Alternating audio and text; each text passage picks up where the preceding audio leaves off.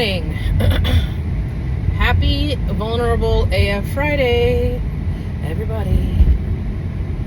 I got a tangle in my hair.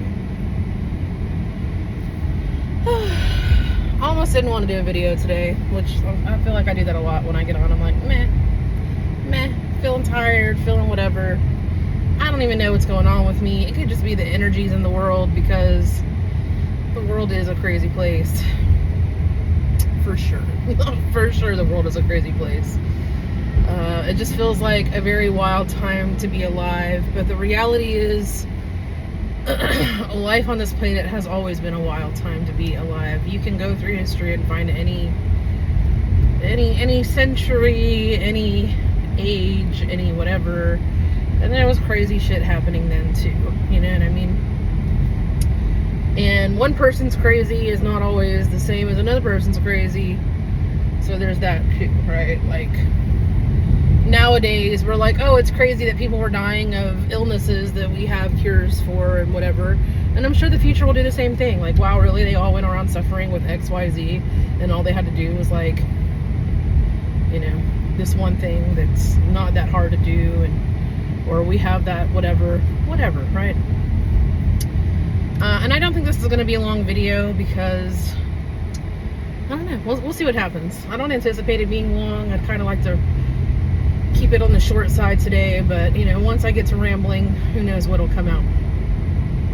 But what I wanted to talk about today is I want to talk about intuition, because I feel like more and more intuition is very important in our day-to-day lives, in figuring things out. The world is getting so crazy with, like, information, right? Like, I'm finding it's harder to distinguish a fake video from a real video, and I think that's by design. I don't think that's coincidence or accident. I think it's by design. And for what purpose is it by design is where my brain naturally goes. Like, my brain ponders, like, what would be the purpose of this? Like, what would be the purpose of deceiving people? And, you know, like, you don't have to figure out the answer on the grander scale. You can look at it simply, like, why would any one person deceive another? To hold information, to keep information, to manipulate someone, right? So these are all easy off the top of the head reasons, and if you apply it to a grander scale, well, you know. But like, even with me, I've been reflecting a lot with work.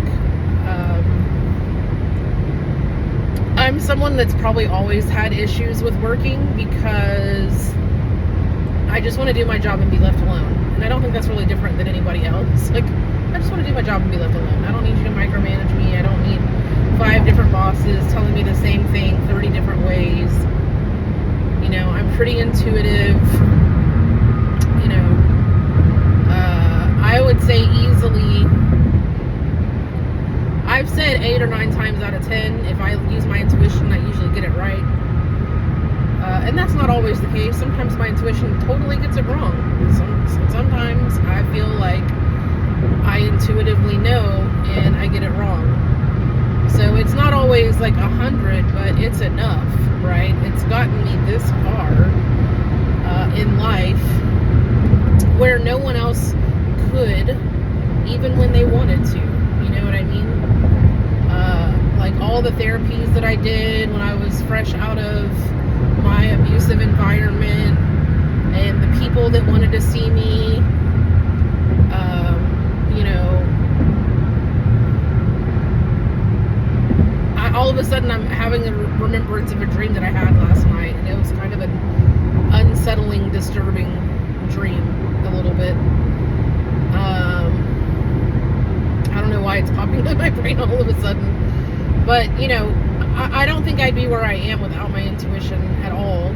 And I think, that's what I was saying, people would have wanted me to be able to get to a healthier place, like mentally and emotionally, for sure, you know, coming straight out of that situation. But I mean, obviously, there has to be a willingness, and it's not that there wasn't a willingness to get better, I wanted to get better. I didn't want to have to go through the things that I knew I was going to have to go through to get better. You know what I mean? And I don't even know if I should say I didn't want to. I couldn't is a more appropriate description. I couldn't do it. I didn't know how. Whenever I did, it seemed to make things worse. Like my anxiety and depression, like through the roof, trying to wade through all the things that have molded and shaped me into who I am today, which is completely different than who I was then, but I was on the path to be who I am today. Even then when I didn't understand, even then when I felt totally broken, you know what I mean? And back then, I didn't really have a good relationship with my intuition. Please stay in your lane. I didn't have a good relationship with my intuition. And I think that when you're in a state like that, you can't. Because you can't hear that. So I describe that your intuition is kind of that still small voice that they talk about. Like your little Jiminy Cricket, right? Like that's kind of your intuition and your inner conscience and all that, right? And so it's really hard to hear that when all of the symptoms of PTSD are like roaring in your head and they're replaying all the negativity and toxicity that you've experienced, because it's like that's all you know. And so I'm grateful that over time I've begun developing a relationship with my intuition and, practicing using my intuition and not second guessing it. Because I think that's a lot too. So like when you're dealing with PTSD and you start to trust your intuition, you second guess it a lot. You have all these worst case scenarios that pop up. Well, what if I make this call and this happens, or this outcome happens, or this outcome happens? And I found it's much better to not worry about what the outcome is going to be and just trust that things are going to fall into place. Because that's really how I operate. And this is something that I've been reflecting on a lot with work. I have a lot of procrastination in me. I'm sure that's a PTSD thing too. I'm almost one of those people where I can't perform unless there's pressure. I can't perform unless I'm running out of time. I can't perform unless, you know what I mean? And a good example of this, I don't know if I've shared this story before, but when I was in college and I was doing English 1301, which is the basic college level entrance English, right? It was basically a bunch of essay writing, like learning to write essays and stuff. And I would always do my essays like the day of, the night before. And I mean, they were essays where there was only one essay that I bombed. And I'm not really good at this type of essay, even when I pick a topic of interest, which is basically like sort of autobiographical type, where you're talking about for example, mine was Edgar Allan Poe, and that's the only one I ever bombed. And she was like, "You're plagiarizing." Like my English teacher, my professor, she's like, "You're plagiarizing. Like there's plagiarism in your essay." And I was like, "Oh shit," because I was basically taking what the books were saying last minute, and like kind of paraphrasing them, but not making them my own words. And that's something that I always struggle with, was like taking information last minute and trying to make it into my own words without it seeming like plagiarism. But because I had excelled in every other fucking essay and pretty much made hundreds across the board on every other essay, she didn't really dock me too hard for it, you know what I mean? And I was going through all my PTSD shit then too, and I kind of used it as a crutch a little bit, for my failures. But I think there's truth to it too, But I looking back now, if I could go back and redo some things, I definitely would try to do them differently if I were able. But I wrote that essay, and I remember in the class, I had a friend, and everybody basically failed the essay but me. And I got 100, and I literally wrote it like that morning that it was due. And I was telling her, I was like, "Girl, I just wrote mine this morning." And then it was like the next day or later that day or the next class or whatever, the professor was like, "You all did really bad. Y'all are going to have to redo this." She's like, "There's one good essay."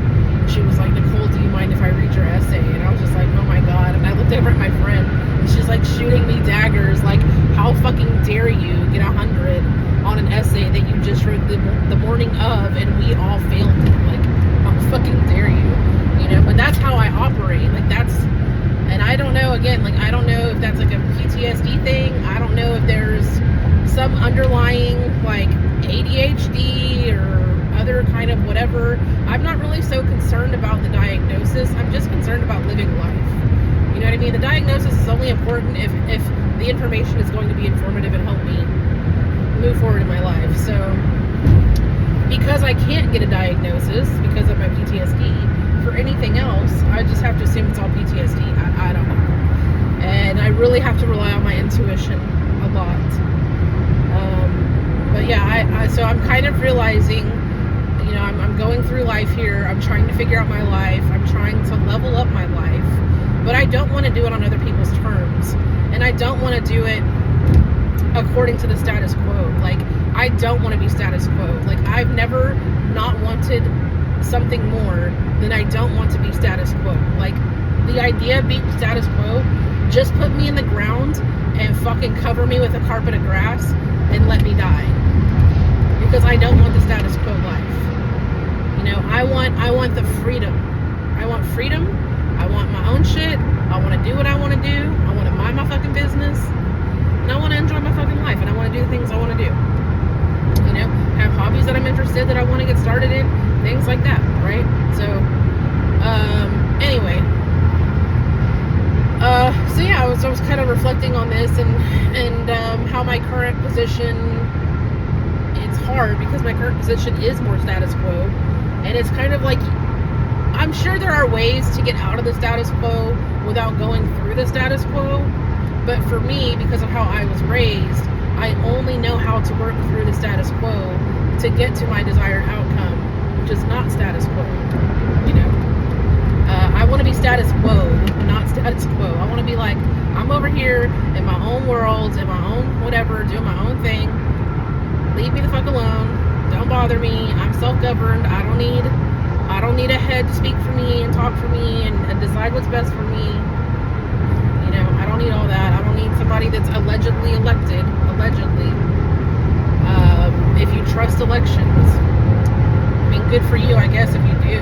But I don't want that, right? I want to go be me.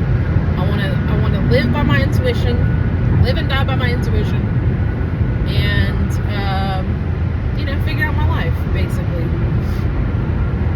And so I just kind of wanted to talk a little bit about intuition. I feel like I haven't really said that much about it, but just the importance of the intuition and to develop it. And the reality is that this world and this society, this status quo society, they steer you away from thinking for yourself. And you have to think for yourself in order to be in touch with your intuition. And they discourage that, which I think is silly and stupid. But there's a reason. Again, everything is by design. Everything is by design. Everything that separates you further from yourself, everything that separates you further from your fellow man, it's by design. And you have to ask, what's the purpose of the design? And you have to also ask, how do I fight that design? And I think people tuning into their intuition is one very powerful way to fight that design of separation. Because we're not all so different, you know what I mean? Regardless of our egos and our emotions that get in the way of our relationships and our experiences and all that, at the end of the day, we are not so different. We all want to be left the fuck alone. We all want to do what we want to do. We all basically don't want to bother anybody for the most part. More than not, humans are good and kind. And, you know, when the world is nightmare fuel like it is now, and it's crazy, and you almost don't know up from down, how do you navigate through that if you don't have your intuition? You don't. You know what I mean? You're a pawn. Without your intuition, you're basically a pawn. You know? So I highly encourage that everybody that's feeling a certain way about the world and wishes things could be different, I highly, highly encourage you, if you're not already tuned into your intuition, that you begin tuning into it and using it. Because even when it's wrong, it's not going to necessarily steer you so off course that it's problematic. People are killing me. I'm trying to navigate traffic, and this guy's trying to prevent me from getting over. I don't know why he wants to be a hater. It's okay. I got enough love for your hate, bro. It's all good. I ain't trying to rain on your parade or piece in your Cheerios. It's all good. He's trying to flex. If I really wanted to maneuver, I could, and I probably will. But he's like, no, you're not gonna get in front of me, and you're not gonna whatever. And this Mustang is not helping me. But it's fine. I don't care. Like, you can sit over there having your little feelings and trying to stop me, and you can't, because I use my intuition, even to navigate traffic in this crazy city of crazy traffic. I always use my intuition to navigate. You know, sometimes I'll want to switch lanes, and I'll feel that little thing inside me be like they're just in my chest. I'll get that feeling of like, no, just stay where you're at. Just stay where you're at. Don't move. Like, just now, I should have stayed in that lane. But I did not. It's just a simple, like using traffic is a simple way to train your intuition. And you'll know, because you'll find that traffic is not so stressful if you live in a high traffic area like I do. You have to navigate everybody else that wants to go 30 on the fucking freeway. So that guy tried to stop me, and he's way the fuck back there now. Because I'm not worried about you and what you want from me and what you think and whatever power you're trying to flex. Like, I don't care. I'm gonna do me. I'm gonna stay in my lane, and I'm gonna go where my intuition tells me I should go. And I'm not bothered. Completely unbothered. I don't know what that was. A piece of wood. I'm gonna need you people that are in the fast lane to go the fast lane speed. This is the I can afford a ticket lane, and I'm gonna need y'all to act accordingly. But yeah, I just kind of wanted to touch on that a little bit, and I'm probably gonna wrap this up. My exit's coming up, and I'd rather just kind of. There's not a lot to say, except if you don't like the way the world is, stop going the way of the world, and start tuning in to that still small voice. Start tuning in to that part of you that's innate, that part of you that's a sixth sense, that part of you that knows this shit ain't right. You know what I mean? You're like, this shit ain't right. I don't know what's going on. I don't know what to do. And a lot of people are so afraid to move differently. I should have exited.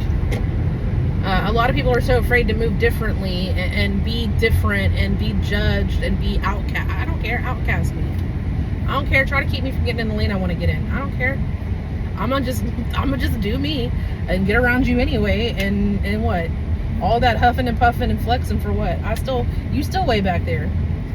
Because I use my intuition. It's a perfect example. It's a good way to practice your intuition. Navigating traffic. Feeling what lane feels right to be in. Not assuming that you know. And sometimes you'll feel that feeling as a knowing that you can't explain. Like, I know when people are lying to me. I know when people are being fake with me. I know when people are not being authentic.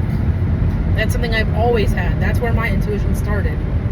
Was I could tell a lie from a mile away. I could tell you, it didn't matter how good of a liar you were. There was just something in me that were like the bells and whistles were going off, and it's like, they're not being truthful. They're not being real. They're not being authentic. They're being fake. In some way. Whether they're presenting themselves fakely, they're telling a fucking lie, whatever. That was how my intuition started for me.